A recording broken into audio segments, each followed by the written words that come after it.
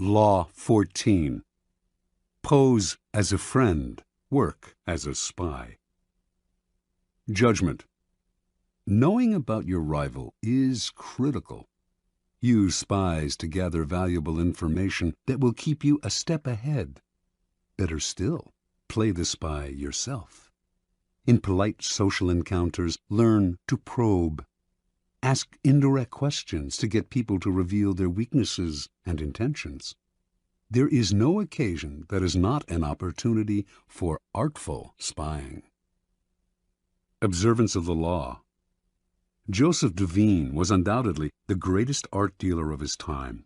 From 1904 to 1940, he almost single-handedly monopolized America's millionaire art collecting market.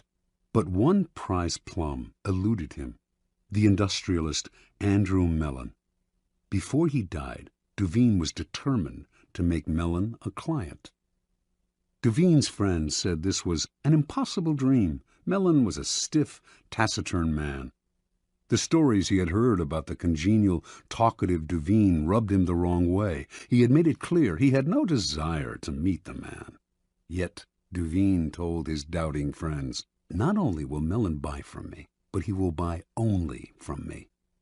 For several years he tracked his prey, learning the man's habits, tastes, phobias. To do this, he secretly put several of Mellon's staff on his own payroll, worming valuable information out of them. By the time he moved into action, he knew Mellon about as well as Mellon's wife did. In 1921, Mellon was visiting London and staying in a palatial suite on the 3rd floor of Claridge's Hotel. Devine booked himself into the suite just below Mellon's on the 2nd floor. He had arranged for his valet to befriend Mellon's valet, and on the fateful day he had chosen to make his move, Mellon's valet told Devine's valet, who told Devine, that he had just helped Mellon on with his overcoat and that the industrialist was making his way down the corridor to ring for the lift. Devine's valet hurriedly helped Devine with his own overcoat. Seconds later, Devine entered the lift, and lo and behold, there was Mellon. "How do you do, Mr. Mellon?" said Devine, introducing himself. "I am on my way to the National Gallery to look at some pictures." How uncanny! That was precisely where Mellon was headed. And so Devine was able to accompany his prey to the one location that would ensure his success. He knew Mellon's taste, inside and out, and while the two men wandered through the museum, he dazzled the magnate with his knowledge. Once again, quite uncannily, they seemed to have remarkably similar tastes. Mellon was pleasantly surprised. This wasn't the Devine he had expected. The man was charming and agreeable, and clearly had exquisite taste. When they returned to New York, Mellon visited Devine's exclusive gallery and fell in love with the collection. Everything, surprisingly enough, seemed to be precisely the kind of work he wanted to collect. For the rest of his life, he was Devine's best and most generous client. Interpretation. A man as ambitious and competitive as Joseph Devine left nothing to chance. What's the point of winging it, or just hoping you may be able to charm this or that client? It's like shooting ducks blindfolded. Arm yourself with a little knowledge and your aim improves. Mellon was the most spectacular of Devine's catches, but he spied on many a millionaire. By secretly putting members of his clients' household staffs on his own payroll, he would gain constant access to valuable information about their master's comings and goings, changes in taste, and other such tidbits of information that would put him a step ahead. A rival of Devine's, who wanted to make Henry Frick a client, noticed that whenever he visited this wealthy New Yorker, Devine was there before him, as if he had a sixth sense. To other dealers, Devine seemed to be everywhere, and to know everything before they did. His powers discouraged and disheartened them, until many simply gave up going after the wealthy clients who could make a dealer rich.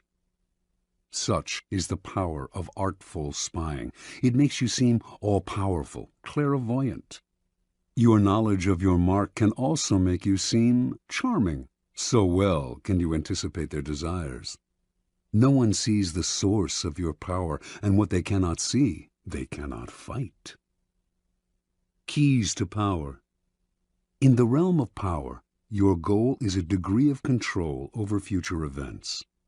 Part of the problem you face, then, is that people won't tell you all their thoughts, emotions, and plans.